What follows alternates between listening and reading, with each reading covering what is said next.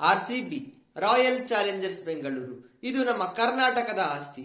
RCB ಎಂದರೆ ಕರ್ನಾಟಕದ ಹೆಮ್ಮೆ. ಆರ್ಸಿಬಿ ಎಂದರೆ ಕನ್ನಡಿಗರ ಅಭಿಮಾನ. ಆರ್ಸಿಬಿ ಎಂದರೆ ಕನ್ನಡಿಗರ ಸ್ವಾಭಿಮಾನ.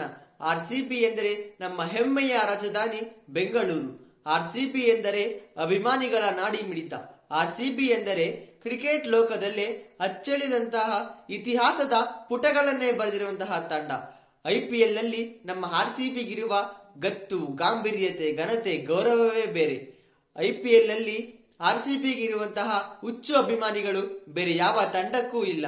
ಆರ್ಸಿಬಿ ಎಂದರೆ ಕೇವಲ ಒಂದು ತಂಡವಲ್ಲ, ಅದು ನಮ್ಮ ಎಮೋಷನ್ಸ್. ಆರ್ಸಿಬಿ ಅಭಿಮಾನಿಗಳಂತಂದ್ರೆ ನಾವು ರಾಯಲ್ಗೂ ಸೈ, ಲಾಯಲ್ಗೂ ಸೈ ಅಂತ ತೋರಿಸ್ಕೊಟ್ಟಂತವ್ರು. ಆದ್ರೆ ಇಂದು ಅದೇ ಅಭಿಮಾನಿಗಳ ಮನಸ್ಸಿನಲ್ಲಿ ಒಂದು ದೊಡ್ಡ ಪ್ರಶ್ನೆ ಕೂತಿದೆ. ಆ ಪ್ರಶ್ನೆ ಏನಂತಂದ್ರೆ, ನಮ್ಮ ಚಿನ್ನಸ್ವಾಮಿ ಸ್ಟೇಡಿಯಂನಲ್ಲಿ ಆರ್ಸಿಬಿಯ ಹೋಮ್ ಮ್ಯಾಚಸ್ ಗಳು ನಡೆಯಲ್ವೋ ಅಂತ. ಈ ವಿಚಾರದ ಬಗ್ಗೆ ಹಲವು ಗೊಂದಲ ಮತ್ತು ಊಹಾಪೋಹಗಳು ಕೂಡ ಇದೆ. ಇದ್ರ ಜೊತೆಗೆ ಈ ವಿಚಾರದ ಬಗ್ಗೆ ದಿನ ಚರ್ಚೆಗಳು ನಡೀತಾನೇ ಇದೆ. ಸೊ ಅದರಿಂದ ನನಗೆ ಸಿಕ್ಕಿರೋ ಇನ್ಫಾರ್ಮೇಶನ್ ನ ನಿಮ್ಗೆ ವಿಡಿಯೋದಲ್ಲಿ ತಿಳಿಸ್ಕೊಡ್ಬೇಕು ಅಂತ ಇದ್ದೀನಿ. ಎಲ್ರಿಗೂ ನಮಸ್ಕಾರ. ಕರುನಾಡ ಶಂಕರ ಯೂಟ್ಯೂಬ್ ಚಾನಲ್ಗೆ ಎಲ್ಲರಿಗೂ ಸ್ವಾಗತ, ಸುಸ್ವಾಗತ. ನಾನು ನಿಮ್ಮ ಪ್ರೀತಿಯ ಜೀವನ್ ಶಂಕರ್. ಸ್ನೇಹಿತರೆ, ಆರ್ಸಿಬಿ ಮ್ಯಾಚಸ್ ಗಳು ಬೆಂಗಳೂರಿನಲ್ಲಿ ನಡೆಯಲ್ವೋ ಅಂತ ಡಿಸ್ಕಸ್ ಮಾಡಕ್ ಬಂದಿದ್ದೀವಿ. ಸೊ ಈ ವಿಡಿಯೋ ಸ್ಟಾರ್ಟ್ ಮಾಡೋಕ್ಕಿಂತ ಮುಂಚೆ ನಾನು ನಿಮ್ಮಲ್ಲಿ ಕೇಳ್ಕೊಳ್ಳೋದಿಷ್ಟೇ, ನೀವಿನ್ನೂ ನಮ್ಮ ಚಾನಲ್ನ ಸಬ್ಸ್ಕ್ರೈಬ್ ಮಾಡಿಲ್ಲ ಅಂದ್ರೆ ಸಬ್ಸ್ಕ್ರೈಬ್ ಮಾಡಿ, ಬೆಲ್ ಬಟನ್ ಕ್ಲಿಕ್ ಮಾಡಿ, ಜೊತೆಗೆ ಈ ವಿಡಿಯೋನ ಲೈಕ್ ಮಾಡಿ, ಶೇರ್ ಮಾಡಿ, ಮತ್ತೆ ಕಮೆಂಟ್ ಮಾಡಿ, ಮತ್ತೆ ಸಪೋರ್ಟ್ ಮಾಡಿ ಅಂತ ಹೇಳ್ತಾ ಬನ್ನಿ ಸ್ಟಾರ್ಟ್ ಮಾಡೋಣ ವಿಡಿಯೋನ. ದಿನಾಂಕ 3 ಜೂನ್ 2025. ಈ ದಿನ ಆರ್ಸಿಬಿ ಅಭಿಮಾನಿಗಳಿಗೆ ಮರೆಯಲಾಗದಂತಹ ಮತ್ತು ಅವಿಸ್ಮರಣೀಯ ದಿನ. ಈ ದಿನ ನಮ್ಮ ಆರ್ಸಿಬಿಯ 18 ವರ್ಷಗಳ ವನವಾಸ ಅಂತ್ಯವಾದ ಕ್ಷಣ. ಕ್ರಿಕೆಟ್ ಲೋಕದ ಮಹಾರಾಜನಿಗೆ ವಜ್ರದ ಕಿರೀಟವನ್ನು ಸಮರ್ಪಿಸಿದ ದಿನ. ಈ ದಿನ ನಮ್ಮ ಆರ್ಸಿಬಿ ಮೊಟ್ಟ ಮೊದಲ ಬಾರಿಗೆ IPL ಕಪ್ ಎತ್ತಿದ ಕ್ಷಣ. ಈ ದಿನ ನಮ್ಮ ಅಭಿಮಾನಿಗಳು 18 ವರ್ಷದಿಂದ ಕಾತುರದಿಂದ ಕಾಯುತ್ತಿದ್ದ ದಿನ.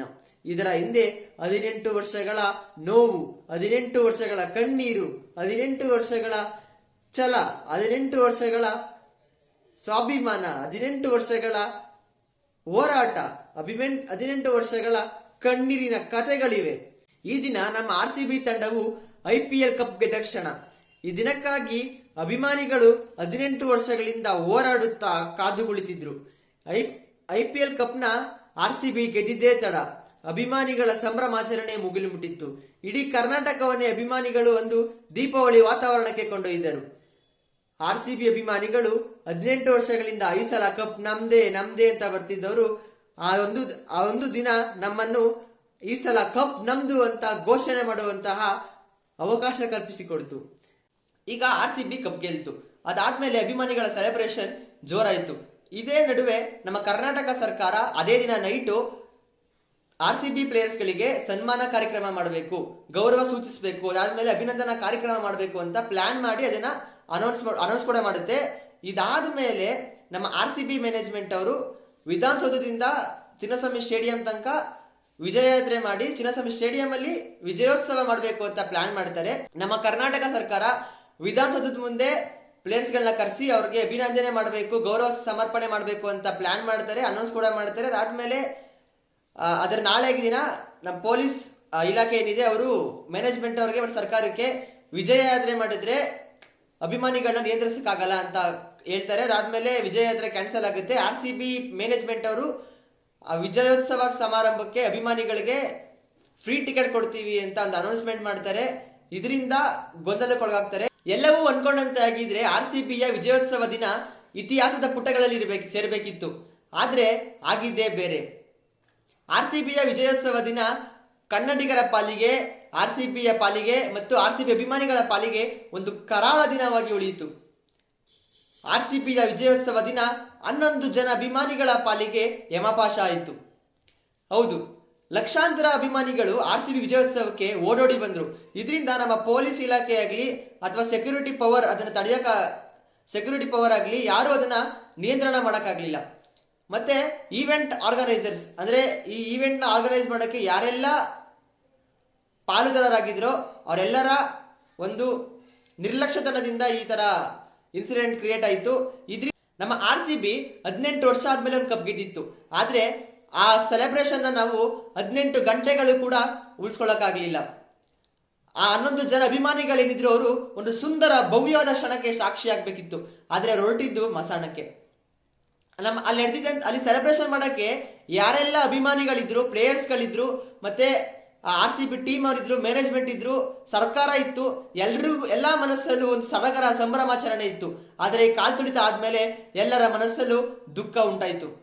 ನಮ್ಮ RCB ಆಗಿರ್ಬೋದು, ಅಭಿಮಾನಿಗಳಾಗಿರ್ಬೋದು, ಪ್ಲೇಯರ್ಸ್ಗಳಾಗಿರ್ಬೋದು, ಹಿಂಗೆಲ್ಲ ಆಗುತ್ತೆ ಅಂದ್ರೆ ನಾವು ಕಪ್ಪೆ ಗೆಲ್ಬಾರ್ದಿತ್ತು ಅಂತ ಅವ್ರ ಮನಸ್ಸಲ್ಲಿ ಮೂಡಿಸ್ತು. ಈ ಒಂದು ಕಾಲ್ ತುಳಿತ ಪ್ರಕರಣ ನಮ್ಮ ಚಿನ್ನಸ್ವಾಮಿ ಸ್ಟೇಡಿಯಂಗೆ ಶಾಪವಾಯಿತು. ಹೌದು, ನಮ್ಮ ಚಿನ್ನಸ್ವಾಮಿ ಸ್ಟೇಡಿಯಂ ಇತಿಹಾಸದ ಪುಟಗಳಲ್ಲಿ ಸೇರಿದೆ. ಆದ್ರೆ ಇಂದು ಅದೇ ಸ್ಟೇಡಿಯಂ ಮೇಲೆ ಕಳಂಕ ಬಂತು. ನಮ್ಮ ಚಿನ್ನಸ್ವಾಮಿ ಸ್ಟೇಡಿಯಂ ಮೇಲೆ ಒಂದು ಕಪ್ಪು ಚುಕ್ಕೆ ಬಂತು. ಇಲ್ಲಿ ಚಿನ್ನಸ್ವಾಮಿ ಸ್ಟೇಡಿಯಂ ಅಲ್ಲಿ ಇನ್ನು ಯಾವುದೇ ತರಹದ ಹೈ ವೋಲ್ಟೇಜ್ ಮ್ಯಾಚ್ ನಡೆಸೋದಕ್ಕಾಗಲ್ಲ ಅನ್ನೋ ತರ ಪರಿಸ್ಥಿತಿ ಬಂದಿದೆ. ಚಿನ್ನಸ್ವಾಮಿ ಸ್ಟೇಡಿಯಂ, ಈ ಸ್ಟೇಡಿಯಂ ನಿರ್ಮಾಣ ಆಗ್ಬೇಕು ಅಂದ್ರೆ ಇದರಿಂದ ಇದ್ದಂತಹ ಒಂದು ಶಕ್ತಿ ಅಂದ್ರೆ ಚಿನ್ನಸ್ವಾಮಿ ಅವರು. ಅವರ ಹೆಸರಲ್ಲಿ ನಿರ್ಮಾಣ ಆದಂತಹ ಈ ಸ್ಟೇಡಿಯಂ ಇಂದು ಹಲವು ಕ್ರಿಕೆಟಿಗರ ಪಾಲಿಗೆ ಪುಣ್ಯಭೂಮಿಯಾಗಿದೆ. ಇಲ್ಲಿ ಹಾಡಿ ಬೆಳೆದ ಎಷ್ಟೋ ಕ್ರಿಕೆಟ್ ಪ್ರತಿಭೆಗಳು ಇಂದು ಇತಿಹಾಸದ ಪುಟಗಳಲ್ಲಿ ಸೇರಿದ್ದಾರೆ. ವಿಶ್ವದಲ್ಲೇ ಅತ್ಯುತ್ತಮ ಕ್ರಿಕೆಟ್ ಸ್ಟೇಡಿಯಂ ಅಂತ ಕೂಡ ಹೆಗ್ಗಳಿಕೆ ಇದೆ. ಮತ್ತು ಈ ಸ್ಟೇಡಿಯಂ ಹಲವಾರು ಸಂಗತಿಗಳು, ಹಲವಾರು ಮೆಮೊರಿಯಬಲ್ ಸಿಚುವೇಶನ್ಗಳಿಗೆ ಸಾಕ್ಷಿಯಾಗಿದೆ. ಆದ್ರೆ ಇಂದು ಅದೇ ಸ್ಟೇಡಿಯಂ ಇಂದು ಯಾವುದೇ ಕ್ರಿಕೆಟ್ ಮ್ಯಾಚ್ ಇಲ್ಲದೆ ಅನಾಥವಾಗಿದೆ. ಹೌದು, RCB ಕಾಲ್ ತುಳಿತ ಪ್ರಕರಣ ಆದ್ಮೇಲೆ ನಮ್ಮ ಚಿನ್ನಸ್ವಾಮಿ ಸ್ಟೇಡಿಯಂನಲ್ಲಿ ಯಾವುದೇ ರೀತಿಯ ಕ್ರಿಕೆಟ್ ಮ್ಯಾಚಸ್ ನಡೆದಿಲ್ಲ. ಇದರಿಂದ ನಮ್ಮ ಚಿನ್ನಸ್ವಾಮಿ ಸ್ಟೇಡಿಯಂ ಮ್ಯಾಚಸ್ ನ ಕಳ್ಕೊಂಡು ಅನಾಥ ಆಗಿದೆ. ಜೂನ್ ನಿಂದ ಇಲ್ಲಿ ತನಕ ನಮ್ಮ ಚಿನ್ನಸ್ವಾಮಿ ಸ್ಟೇಡಿಯಂನಲ್ಲಿ ಯಾವುದೇ ರೀತಿಯ ಇಂಟರ್ನ್ಯಾಷನಲ್ ಮ್ಯಾಚ್ ಆಗಲಿ ಅಥವಾ ಹೈ ವೋಲ್ಟೇಜ್ ಮ್ಯಾಚ್ ಆಗಲಿ ಅಥವಾ ವುಮೆನ್ಸ್ ಕಪ್ ಆಗಲಿ ಯಾವುದೂ ನಡೆದಿಲ್ಲ. ಇದರಿಂದ ಕ್ರಿಕೆಟ್ ಪ್ರಿಯರಲ್ಲಿ, ಕ್ರಿಕೆಟ್ ಪ್ರೇಕ್ಷಕರಲ್ಲಿ, RCB ಅಭಿಮಾನಿಗಳಲ್ಲಿ ಒಂದು ಗೊಂದಲ ಉಂಟು ಮಾಡಿದೆ. ಏನಂದ್ರೆ RCB ತನ್ನ 18 ವರ್ಷದ ಹೋಮ್ ಮ್ಯಾಚಸ್ಗಳನ್ನ ಚಿನ್ನಸ್ವಾಮಿ ಸ್ಟೇಡಿಯಂನಲ್ಲಿ ಆಡ್ತಾ ಬಂದಿದೆ. ಆದ್ರೆ ಈ ಒಂದು ಕಾಲ್ ತುಳಿತ ಪ್ರಕರಣ ಚಿನ್ನಸ್ವಾಮಿ ಸ್ಟೇಡಿಯಂನಲ್ಲಿ ಮ್ಯಾಚ್ ನಡೆಸೋಕೆ ಅನ್ಸೇಫ್ ಅಂತ ನಿರ್ಧಾರ ಮಾಡಿದೆ. ಇದರಿಂದ ನಮ್ಮ ಚಿನ್ನಸ್ವಾಮಿ ಸ್ಟೇಡಿಯಂನಲ್ಲಿ RCB ಹೋಮ್ ಮ್ಯಾಚಸ್ಗಳು ನಡೆಯೋದು ಎಲ್ಲಿ ಕೈ ತಪ್ಪುತ್ತೋ ಅಂತ ಅಭಿಮಾನಿಗಳಲ್ಲಿ ಆತಂಕ ಶುರುವಾಗಿದೆ. ಇದೆಲ್ಲದರ ನಡುವೆ KSCA, Karnataka state cricket association ನಲ್ಲಿ ಎಲೆಕ್ಷನ್ ಬರುತ್ತೆ. ಏನಕ್ಕೆ ಅಂದ್ರೆ KSCA ಅಧ್ಯಕ್ಷರನ್ನ ಆಯ್ಕೆ ಮಾಡೋಕ್ಕೋಸ್ಕರ ಎಲೆಕ್ಷನ್ ಬರುತ್ತೆ. ಈಗ ಪ್ರಸ್ತುತ KSCA ನ ಅಧ್ಯಕ್ಷರಾಗಿರುವ ವೆಂಕಟೇಶ್ ಪ್ರಸಾದ್ ಅವರು ನಾಮಿನೇಷನ್ ಕೊಡ್ಬೇಕಾದ್ರೆ, ಎಲೆಕ್ಷನ್ ನಿಂತ್ಕೋಬೇಕಾದ್ರೆ ಒಂದು ವಿಶ್ವಾಸ ಕೊಡ್ತಾರೆ. ಏನಂದ್ರೆ, ನಾನೇನಾದ್ರೂ ಅಕಸ್ಮಾತ್ ಅಧ್ಯಕ್ಷರಾದ್ರೆ RCB ಯ ಹೋಮ್ ಮ್ಯಾಚಸ್ಗಳನ್ನ ಚಿನ್ನಸ್ವಾಮಿ ಸ್ಟೇಡಿಯಂ ಬಿಟ್ಟು ಬೇರೆ ಕಡೆ ಸ್ಥಳಾಂತರ ಮಾಡೋದಕ್ಕೆ ಅವಕಾಶ ಕೊಡಲ್ಲ ಅಂತ ಒಂದ್ ಕಡೆ ಹೇಳ್ತಾರೆ. ಅದಾದ್ಮೇಲೆ ಎಲೆಕ್ಷನ್ ಗೆಲ್ತಾರೆ. ಅದಾದ್ಮೇಲೆ ನಮ್ಮ DCM DK ಶಿವಕುಮಾರ್ ಇದಾರಲ್ಲ, ಅವ್ರೇನಂತಾರೆ ಅಂತಂತಾರೆ ಅಂದ್ರೆ, ನಮ್ಮ RCB ಮ್ಯಾಚಸ್ಗಳನ್ನ ಕರ್ನಾಟಕ ಬಿಟ್ಟು, ಬೆಂಗಳೂರಿನ ಬಿಟ್ಟು ಬೇರೆ ಕಡೆ ಹೋಗೋದಕ್ಕೆ ಬಿಡಲ್ಲ ಅಂತ ಹೇಳ್ತಾರೆ. ಇದೆಲ್ಲದನ್ನ ಕೇಳಿದ ಅಭಿಮಾನಿಗಳ ಮನಸ್ಸಿನಲ್ಲಿ RCB ಯ ಮೇಲೆ ಮತ್ತೆ ಭರವಸೆ ಮೂಡುತ್ತೆ. ಚಿನ್ನಸ್ವಾಮಿ ಸ್ಟೇಡಿಯಂನಲ್ಲಿ RCB ಮ್ಯಾಚಸ್ಗಳು ನಡೆಯುತ್ತೆ ಅನ್ನೋ ಭರವಸೆಯಲ್ಲಿ ಇರ್ತಾರೆ. ಇದೆಲ್ಲ ಆದ್ಮೇಲೆ KSCA ಅವರು ಚಿನ್ನಸ್ವಾಮಿ ಸ್ಟೇಡಿಯಂನಲ್ಲಿ ರೀಸೆಂಟ್ ಆಗಿ ಪೂಜೆಗಳನ್ನ ಮಾಡಿಸ್ತಾರೆ, ಹೋಮ ಹವನಗಳನ್ನ ಮಾಡಿಸ್ತಾರೆ, ಮಂಗಲ ವಾದ್ಯಗಳನ್ನ ಕರೆಸಿ ಪೂಜೆ ಮಾಡಿಸ್ತಾರೆ. ಇದೆಲ್ಲ ನೋಡಿದ ನಮ್ಮ RCB ಅಭಿಮಾನಿಗಳು, ಓಹೋ, ಎಲ್ಲೋ ಚಿನ್ನಸ್ವಾಮಿ ಸ್ಟೇಡಿಯಂನಲ್ಲಿ ಮತ್ತೆ ಮ್ಯಾಚಸ್ಗಳು ರೀಸ್ಟಾರ್ಟ್ ಆಗ್ತಿದೆ ಅಂತ ಅನ್ಕೋತಾರೆ. ಮತ್ತೆ RCB ಮ್ಯಾಚಸ್ಗಳು ಚಿನ್ನಸ್ವಾಮಿ ಸ್ಟೇಡಿಯಂನಲ್ಲಿ ನಡೆಯುತ್ತೆ ಅನ್ನೋ ಕಾನ್ಫಿಡೆನ್ಸ್ ಮತ್ತೆ ಭರವಸೆಯಲ್ಲಿ ಇರ್ತಾರೆ. ಈಗ ರೀಸೆಂಟ್ ಆಗಿ ನಮ್ಮ ಬೆಂಗಳೂರಿನಲ್ಲಿ ವಿಜಯ್ ಹಜಾರೆ ಟ್ರೋಫಿ ನಡೆಯಿತು. ಆದ್ರೆ ನಮ್ಮ ಹೋಮ್ ಗ್ರೌಂಡ್ ಚಿನ್ನಸ್ವಾಮಿ ಸ್ಟೇಡಿಯಂನಲ್ಲಿ ಈ ಮ್ಯಾಚ್ ನಡೆದಿದೆ. ನಮ್ಮ ಗ್ರೌಂಡ್ ನಿಶಬ್ದವಾಗಿತ್ತು. ಹೌದು, ವಿರಾಟ್ ನಮ್ಮ RCB ಯ ಮಹಾರಾಜ, ಇವರು 15 ವರ್ಷಗಳಾದ ಮೇಲೆ ವಿಜಯ್ ಹಜಾರೆ ಟ್ರೋಫಿಗೋಸ್ಕರ ಆಡ್ತಿರ್ತಾರೆ. ವಿರಾಟ್ ಕೊಹ್ಲಿ ಅವರು ನಮ್ಮ ಚಿನ್ನಸ್ವಾಮಿ ಸ್ಟೇಡಿಯಂನಲ್ಲಿ ವಿಜಯ್ ಹಜಾರೆ ಮ್ಯಾಚ್ ಆಡದೆ ಬೇರೆ ಯಾವುದೋ ಸ್ಟೇಡಿಯಂನಲ್ಲಿ ಮ್ಯಾಚ್ ಆಡಿದ ಹೆಂಗಿತ್ತು ಅಂದ್ರೆ, ನಮ್ಮ ಮನೆ ಮಗ ನಮ್ಮ ಮನೆಗೆ ಬಂದು ಪಕ್ಕದ ಮನೆಗೆ ಹೋಗಿ ಊಟ ಮಾಡ್ದಂಗಿತ್ತು. KSCA ಅವರು ಕನಿಷ್ಠ ಅಭಿಮಾನಿಗಳಿಗೆ ಅವಕಾಶ ಕೊಡ್ತಿರೋ ಪರವಾಗಿಲ್ಲ, ನಾವುಗಳು ಮ್ಯಾಚ್ ನಡೆಸ್ತೀವಿ ಅಂದ್ರೆ ಯಾರನ್ನೂ ಅಲೋ ಮಾಡದೆ ನಾವುಗಳು ಮಾತ್ರ ಮ್ಯಾಚ್ ನಡೆಸ್ತೀವಿ ಅಂತ ಹೋಗಿ ಪರ್ಮಿಷನ್ ಕೇಳ್ತಾರೆ. ಆದ್ರೂ ನಮ್ಮ ಪೊಲೀಸ್ ಇಲಾಖೆ ಇದಕ್ಕೆ ಪರ್ಮಿಷನ್ ಕೊಡಲ್ಲ. ಈ ಪ್ರಕರಣ, ಕಾಲ್ ತುಳಿತ ಪ್ರಕರಣ ಆದ್ಮೇಲೆ ನಮ್ಮ ಚಿನ್ನಸ್ವಾಮಿ ಸ್ಟೇಡಿಯಂನ ಮ್ಯಾಚ್ ನಡೆಸೋದಕ್ಕೆ ಅನ್ಸೇಫ್, ಅನ್ಫಿಟ್ ಅಂತ ಹೇಳ್ಬಿಟ್ಟಿದ್ದಾರೆ. ಮತ್ತೆ ನಮ್ಮ ಚಿನ್ನಸ್ವಾಮಿ ಸ್ಟೇಡಿಯಂನಲ್ಲಿ ಯಾವುದೇ ರೀತಿಯ ಮ್ಯಾಚ್ ನಡೆಸೋದಕ್ಕೆ ಭಯದ ವಾತಾವರಣ ಇದೆ, ಮತ್ತೆ ಪ್ರಿಕಾಷನರಿ ಮೆಜರ್ಸ್ ಇಲ್ಲ ಇಲ್ಲಿ ಅಂತ ಹೇಳಿದ್ದಾರೆ. ಸರ್ಕಾರ ಜಸ್ಟಿಸ್ ಕುನ್ನಾ ಅವರ ಕಮಿಟಿನ ರಚನೆ ಮಾಡಿತ್ತು. ಅಂದ್ರೆ ಈ ಚಿನ್ನಸ್ವಾಮಿ ಸ್ಟೇಡಿಯಂ ಬಗ್ಗೆ ರಿಸರ್ಚ್ ಮಾಡೋದಕ್ಕಾಗ್ಲಿ ಅಥವಾ ಹೇಗಿದೆ ಏನೇನ್ ಪ್ರಿಕಾಷನ್ ಮೆಜರ್ಸ್ ತಗೋಬೇಕು ನೆಕ್ಸ್ಟ್ ಮ್ಯಾಚ್ ನಡೆಸೋದಕ್ಕೆ ಅಂತ. ಅಲ್ಲಿ ಕುನ್ನಾ ಅವರ ಕಮಿಟಿ 17 ರೀಸನ್ಗಳನ್ನ ಕೊಡುತ್ತೆ ಯಾಕೆ ಮ್ಯಾಚ್ ನಡೆಸಬಾರ್ದು ಅಂತ. ಮತ್ತೆ ಸರ್ಕಾರ ಇಲ್ಲಿ ಮ್ಯಾಚ್ ನಡೆಸೋದಕ್ಕೆ ಯಾವುದೇ ರೀತಿಯ ಪರ್ಮಿಷನ್ ಕೊಡ್ತಿಲ್ಲ. ಈ ಒಂದು ನಿರ್ಧಾರ ಏನಿದೆ ಇದು ತುಂಬಾ ಆರ್ಷ್ ಅಂತ ಅನಿಸುತ್ತೆ. ಯಾಕೆಂದ್ರೆ ಈ ಕಾತುಳಿತ ಆಗಿದ್ದು ಮ್ಯಾಚ್ ನಡೆಸ್ಬೇಕಾರಲ್ಲ, ಆಗಿದ್ದು ಸೆಲೆಬ್ರೇಷನ್ ಮಾಡ್ಬೇಕಾರೆ. ಮ್ಯಾಚ್ ನಡೆಸ್ಬೇಕಾದ್ರೆ ಪರ್ಟಿಕ್ಯುಲರ್ ಆಗಿ ಟಿಕೆಟ್ಗಳನ್ನ ಇಶ್ಯೂ ಮಾಡ್ಬೇಕಿತ್ತು. ಟಿಕೆಟ್ ಇಶ್ಯೂ ಮಾಡ್ಬೇಕಾದ್ರೆ ಸ್ವಲ್ಪ ಜನಗಳನ್ನ ನುಗ್ಲಾಗ್ತಿತ್ತು, ಮತ್ತೆ ಅಲ್ಲಲ್ಲಿ ಸಣ್ಣ ಪುಟ್ಟ ನುಗ್ಲಿರ್ತಿತ್ತು ಅಷ್ಟೇ. ಆದ್ರೆ ನಮ್ಮ KSE ಅವರು RCB ಮ್ಯಾಚಸ್ಗಳನ್ನ ಇಲ್ಲಿ ತನಕ ಯಾವುದೇ ರೀತಿಯ ಲೋಪದೋಷಗಳಿಂದ ನಡೆಸ್ಕೊಂಡ್ ಬಂದ್ರು. ಆದ್ರೆ ಈ RCB ವಿಜಯೋತ್ಸವ ಬಂದಾಗ ಇಲ್ಲಿ KSE ಆಗಿರ್ಬೋದು ಅಥವಾ DNA ಈವೆಂಟ್ ಮ್ಯಾನೇಜ್ಮೆಂಟ್ ಆಗಿರ್ಬೋದು ಅಥವಾ RCB ಮ್ಯಾನೇಜ್ಮೆಂಟ್ ಆಗಿರ್ಬೋದು, ನಮ್ಮ ಸರ್ಕಾರ ಆಗಿರ್ಬೋದು ಅಥವಾ ನಮ್ಮ ಅಭಿಮಾನಿಗಳ ಅಭಿಮಾನ ಇರ್ಬೋದು, ಎಲ್ಲವೂ ರೀಸನ್ ಆಗುತ್ತೆ. ಈ ಕಾಲ್ತುಳಿತ ಪ್ರಕರಣ ಏನಿದೆ ಮೇನ್ ರೀಸನ್ ಅಂದ್ರೆ ನಮ್ಮ ಸರ್ಕಾರ ಮತ್ತು ನಮ್ಮ RCB ಟೀಮ್ ಮ್ಯಾನೇಜ್ಮೆಂಟ್ ಏನಿದೆ ಅವರು ಆತುರದಿಂದ ಈ ಈವೆಂಟ್ಗಳನ್ನ ಡಿಕ್ಲೇರ್ ಮಾಡ್ತಾರೆ. ಅಂದ್ರೆ ಇವತ್ತು ಮ್ಯಾಚ್ ಗೆದ್ದಿದೆ, ನೈಟ್ ಅನೌನ್ಸ್ ಮಾಡೋ ಅಷ್ಟು ಅವಶ್ಯಕತೆ ಇರಲಿಲ್ಲ. ಮ್ಯಾಚ್ ಗೆದ್ದಾದ್ಮೇಲೆ ಒಂದು 3-4 ದಿನ ಬಿಟ್ಕೊಂಡು ಏನಾದ್ರು ಅನೌನ್ಸ್ಮೆಂಟ್ ಮಾಡಿದ್ರೆ ಅಭಿಮಾನಿಗಳಲ್ಲಿ ಅಷ್ಟೊಂದು ಸ್ವಲ್ಪ ಲೆವೆಲ್ಗೆ ಕ್ರೇಜ್ನ ಕಡಿಮೆ ಆಯ್ತಿತ್ತು. ಜೊತೆಗೆ ಸ್ವಲ್ಪ ಜನ ಬರ್ತಿದ್ರು. ಜೊತೆಗೆ ಅಭಿಮಾನಿಗಳು ಅಭಿಮಾನದಿಂದ ಹಲವಾರು ಅಭಿಮಾನಿಗಳು, ಲಕ್ಷಾಂತರ ಅಭಿಮಾನಿಗಳು ಒಟ್ಟಿಗೆ ನುಗ್ಬಿಟ್ರು. ಇದು ಒಂದ್ ಕಡೆ ರೀಸನ್ ಆಗುತ್ತೆ. ಇದಾದ್ಮೇಲೆ ವಿಧಾನಸೌಧದಲ್ಲಿ ಸನ್ಮಾನ ಆದ್ಮೇಲೆ RCBಯ ವಿಜಯ ಯಾತ್ರೆ ಇತ್ತು, ಅದನ್ನ ಕ್ಯಾನ್ಸಲ್ ಮಾಡ್ಬಿಟ್ರು. ಇದರಿಂದ ಏನ್ ಮಾಡಿದ್ರು RCB ಅಭಿಮಾನಿಗಳು, ನಾವ್ ಇಲ್ಲಿ ನೋಡಕ್ಕಾದ್ರೂ ಪರವಾಗಿಲ್ಲ, ಅಲ್ಲಿ ಚಿನ್ನಸ್ವಾಮಿ ಸ್ಟೇಡಿಯಂಗೆ ಹೋಗಿ ನೋಡೋದ ಅಂತ ಅಲ್ಲಿಗೆಲ್ಲ ಒಟ್ಟಿಗೆ ರಶ್ ಆದ್ರು. ಇದಾದ್ಮೇಲೆ ಚಿನ್ನಸ್ವಾಮಿ ಸ್ಟೇಡಿಯಂನಲ್ಲಿ ವಿಜಯೋತ್ಸವ. ಈ ವಿಜಯೋತ್ಸವದಲ್ಲಿ ಏನಾಯ್ತು ಅಂದ್ರೆ RCB ಟೀಮ್ ಮ್ಯಾನೇಜ್ಮೆಂಟ್ ಅವರು ಸಡನ್ ಆಗಿ ಒಂದು ಅನೌನ್ಸ್ಮೆಂಟ್ ಮಾಡ್ತಾರೆ, ಫ್ರೀ ಟಿಕೆಟ್ ಅಂತ. ಇಲ್ಲಿ RCB ಅಭಿಮಾನಿಗಳಿಗೆ ಒಂದು ಕುತೂಹಲ ಬರುತ್ತೆ, ಅಂದ್ರೆ ಕುತೂಹಲ ಇರಲಿ ಅಥವಾ ಗೊಂದಲ ಬರುತ್ತೆ. ಏನಂತ, ನಾವು ಟಿಕೆಟ್ನ ಎಲ್ಲಿ ತಗೋಬೇಕು, ಟಿಕೆಟ್ ದುಡ್ಡು ಕೊಡ್ಬೇಕಾ, ಟಿಕೆಟ್ ಇದೆಯಾ ಇಲ್ವಾ, ಎಷ್ಟು ಜನಕ್ಕೆ ಅನುಮತಿ, ಇದ್ರ ಬಗ್ಗೆ ಯಾವುದೇ ರೀತಿಯ precautions measures RCB team management ಆಗಿರ್ಬೋದು, ಸರ್ಕಾರ ಆಗಿರ್ಬೋದು ತಗೊಳ್ಳಲ್ಲ. ಪೊಲೀಸ್ ಅವರು ಅಷ್ಟು ಚೆನ್ನಾಗಿ ಹೇಳ್ತಾರೆ, ಏನಂತ, ತುಂಬಾ ರಿಸ್ಕ್ ಇದೆ ಈವೆಂಟ್ ನಡೆಸೋದಕ್ಕೆ ಅಂತ. ಆದ್ರೂ ನಮ್ಮ ಸರ್ಕಾರ ಆಗ್ಲಿ ಅಥವಾ ನಮ್ಮ RCB ಟೀಮ್ ಮ್ಯಾನೇಜ್ಮೆಂಟ್ ಆಗ್ಲಿ ಯಾರೂ ಕೇಳಲ್ಲ. ಇದಾದ್ಮೇಲೆ RCB ವಿಜಯೋತ್ಸವದಲ್ಲಿ ಚಿನ್ನಸ್ವಾಮಿ ಸ್ಟೇಡಿಯಂ ಬರ್ತದ.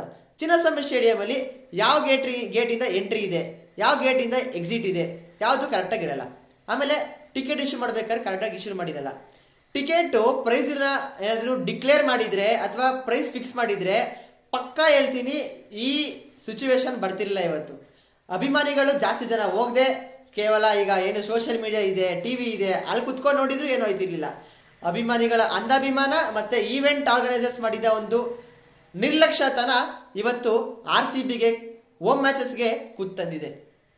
ಇನ್ನ ಚಿನ್ನಸ್ವಾಮಿ ಸ್ಟೇಡಿಯಂನಲ್ಲಿ ಮ್ಯಾಚಸ್ಗಳನ್ನ ನಡೆಸೋದಕ್ಕೆ ಸೇಫ್ ಅಲ್ಲ ಅಂತ ಹೇಳಿದ್ರೆ ಸರ್ಕಾರಕ್ಕೆ ಒಂದು ಮನವಿ ಏನಂದ್ರೆ, ಒಂದೇ ಒಂದು ಕಾಲ್ತುಳಿತ ಪ್ರಕರಣ ಇಡೀ ಸ್ಟೇಡಿಯಂನ ಭವಿಷ್ಯ ನಿರ್ಧಾರ ಮಾಡಬಾರದು. ಇಲ್ಲಿ ಕಾಲ್ತುಳಿತ ಆಗಿದ್ದು ಸೆಲೆಬ್ರೇಷನ್ ಟೈಮಲ್ಲಿ, ಮ್ಯಾಚ್ ಟೈಮಲ್ಲಿ ಅಲ್ಲ.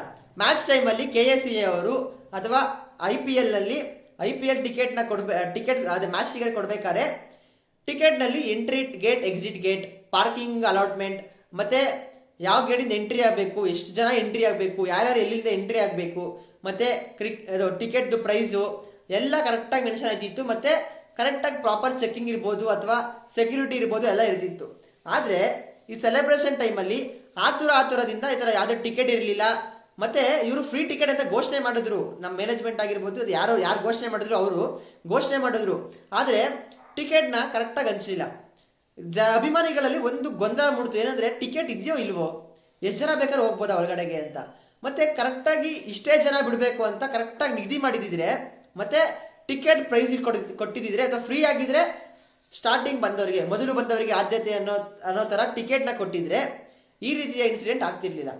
ನೀವು ಕಾಲ್ತುಳಿತ ಪ್ರಕರಣ, ಒಂದೇ ಒಂದು ಕಾಲ್ತುಳಿತ ಪ್ರಕರಣದಿಂದ ಸ್ಟೇಡಿಯಂ ಅಲ್ಲಿ ಕ್ರಿಕೆಟ್ ನಡೀಬಾರ್ದು ಅಂತಂದ್ರೆ ಹಲವಾರು ದೇವಸ್ಥಾನಗಳಲ್ಲಿ, ನಮ್ಮ ಕರ್ನಾಟಕದಲ್ಲಾಗಿರ್ಬೋದು, ನಮ್ಮ ದೇಶದಲ್ಲಾಗಿರ್ಬೋದು, ಹಲವು ಜಾಗಗಳಲ್ಲಿ, ಹಲವು ದೇವಸ್ಥಾನಗಳಲ್ಲಿ, ಹಲವು ಕಡೆ, ಹಲವು ಪ್ರೋಗ್ರಾಮ್ಗಳಲ್ಲಿ ಏನು ಕಾಲ್ತುಳಿತ ಆಗಿದೆ. ಹಂಗಂತ ಫ್ಯೂಚರ್ ಅಲ್ಲಿ ಪ್ರೋಗ್ರಾಮ್ ನಿಲ್ಲಿಸ್ಬಿಟ್ಟಿದ್ದೀರಾ ನೀವು.